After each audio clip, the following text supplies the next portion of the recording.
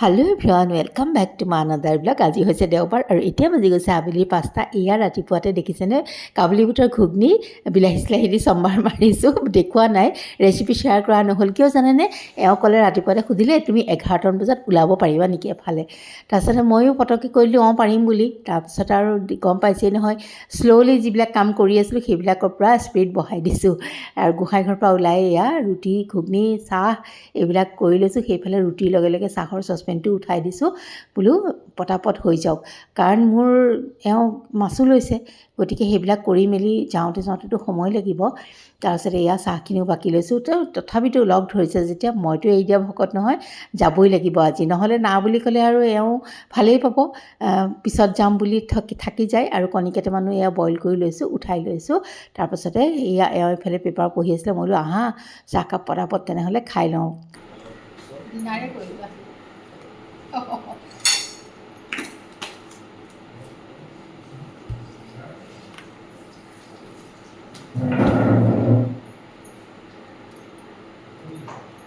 হা 11টা বাজিলে? অ' মাই গড, কেনেকৈ 11টা বাজিব?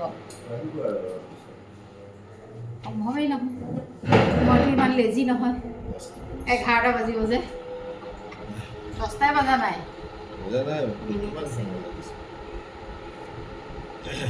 তুমি কেনেকুৱা পাইছা? ভাল হৈছে, থেংক ইউ। আৰু সেয়া 10টা নাবাজোতেই ইয়াৰ মতে 11টাই বাজিলে। সেয়া আৰু শুনি থাকিব লাগে, বন্ধৰ বাৰ। তাৰপাছতে ইয়াত দেখিছেনে এইটো যে কুন্দলি ভাজিটো, সেইটো বনাইছোঁ। আগতে দেখিছে নাই, নেখাইছিলে, আজিকালি মই প্ৰায়ে খুওৱা হৈছোঁ, যিহেতু ইমান ভাল আৰু ছুগাৰ পেচেণ্টৰ কাৰণে খুবেই ভাল। সেয়া মই এইফালে ভাজিখন বনাই লৰালৰিকৈ নমাই লৈছোঁ। আৰু কি বনাওঁ কি কথা দেখাই দিম বাৰু। এইখিনি মগুমাহ মায়ে ধুই দিছে, ৰাতিতে মায়ে তিয়াই থৈছিলে। মাৰ বোলে খাওঁ মন গৈছে এনেকুৱা দালিটো, গতিকে এইটো বহাম। আৰু এইখিনি হৈছে চুকুৰাই থকা মগু মাহটো যে মাৰ বোলে খাবলৈ মন গৈছে, সেইকাৰণে এয়া ধুই দিছে মায়ে ৰাতিতে তিয়াই থৈ, আৰু মই ধুনীয়াকৈ বহাই দিছোঁ। তাৰপাছতে এয়া মাছখিনি, সেইখিনি দালিখিনি হয় মানে কাৱৈ মাছ লৈছিলে এওঁ, মাছকেইটা বৰ ধুনীয়া ডাঙৰ ডাঙৰ।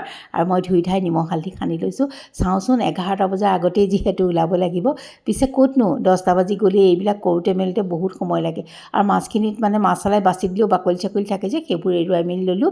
আৰু সেয়া ৰেডি কৰোঁ মানে এইফালে দালি মোৰ হৈ গ'ল। দালিখন চম্ভাৰ দি লৈছোঁ, অকণমান গোল নেমু চেপি দিছোঁ।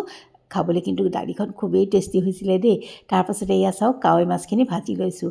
আৰু ইফালে সময় গৈ আছে, এওঁ মাজে মাজে কৈ আছে হ'বনে তোমাৰ, আজি যাব পাৰিবানে? মইতো কৈছোঁ পাৰিম, কিন্তু 11টা বাজি গ'লগৈ বাৰু, উপায় নাই, হ'বই আৰু। কাৰণ মাছখিনিও বেয়া কৰিব নোৱাৰি। এইফালে মাছ ভাজিছোঁ আৰু সেইফালে মাছৰ এখন এয়া বহাইছোঁ বিলাহী নিদিয়াকৈ, আৰু এইফালে এয়া মটৰ আৰু বিলাহী দি বহাইছোঁ। অকণমান পিঁয়াজ তেলতে ভাজি লৈছোঁ। আৰু তাৰপাছতে সেই পাচলিখিনি দিছোঁ, মটৰ বিলাহী দি পেলাই নিমখ হালধি দিছোঁ। বিৰাট ভাল লাগে জানেনে। আৰু দাইলতে অকণমান আলু দি থৈছিলোঁ, সেই আলুখিনি মোহাৰি দিছোঁ। তাৰপাছতে ভাজা যোৱাত ধুনীয়াকৈ গৰম পানী দি দিছোঁ। ইমান টেষ্টি হৈছিলে। সেইফালে বিলাহী নিদিয়াখন হৈ গ'ল, সেয়া নমাই থলোঁ। তাৰপাছতে এয়া বিলাহীখিনি মানে পানী দিয়াৰ পিছত উতল অহাত কাৱৈ মাছখিনি দি দিছোঁ। এইখন মাছৰ টেঙা ঠিক নহয় দেই, অকণমান টেঙা চেপি দিছোঁ যাতে মুখত অকণ টেঙা ভাৱ এটা আহে। ইয়াতে মই জলকীয়াও কাটি পেলাই দিছোঁ। এনেকুৱা টেষ্টি হৈছিলে, নে ভোকত আহি পেলাই খোৱাৰ কাৰণে ইমান টেষ্টি পাইছিলোঁ ক'ব নোৱাৰোঁ, কিন্তু বহুত ধুনীয়া হৈছিলে। অকণমান ৰেচিপিটো শ্বেয়াৰ কৰিলোঁ। তাৰপাছতে এয়া চাওক, একেবাৰে হুৰমুৰকৈ ওলাই আহিছোঁ গাড়ীখনত বহিহে, মোৰ জিৰতো আহিছে। মানে খুব কম সময়ত লৰালৰিকৈ কামখিনি কৰাৰ কাৰণে খুব ভাগৰ লাগি গৈছিলে।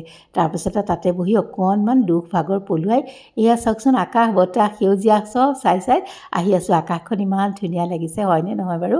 চাফা একে ৰ'দ দিছে, মুকলি আকাশ। আৰু আজি বতৰটো দেখিতো গম পাইছে কিমান ৰ'দ দিছে, বহুত গৰম আছিলে।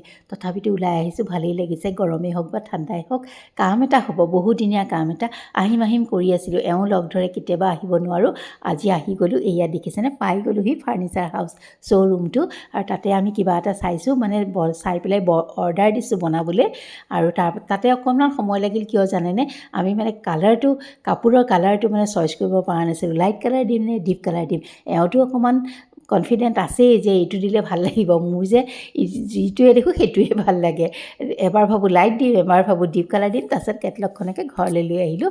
বোলো ৰিক ৰিয়াৰ লগতো ভিডিঅ' কলত চাই মেলি ভালকৈ আলোচনা কৰি দিব লাগিব। আৰু আহোঁতে তাৰ পৰা আহোঁতে আকৌ আমাৰ কি হ'ল, 1:30টাই বাজিব হ'ল। ইফালে ঘৰত 2টাৰ আগতে ভাতো খাব লাগিবহি, গতিকে বহুত টেনশ্যন। তাৰপিছতে আকৌ এয়া বাজেট চাজেট মিলাওঁতে সময়টো লাগেই, জানেই কিমান সময় লাগি যায়। আহোঁতে এয়া দেখিছেই দেৰিয়ে হৈছে, 1:30টা বাজি গৈছেই। তাৰপাছত আকৌ এওঁ মোক এইয়া গাড়ীতে বহাই সোমাইছে পাণৰ দোকানত। আইও মোৰ টেনশ্যন হৈ গৈছেগৈ। বোলো সোনকাল কৰা, 2টাৰ আগতে অন্ততঃ ঘৰ গৈ পাবগৈ লাগে, মাও ভাত খাবলৈ ৰৈ আছে। উপায় নাই আৰু তেন্তে আজিলৈ আহোঁ।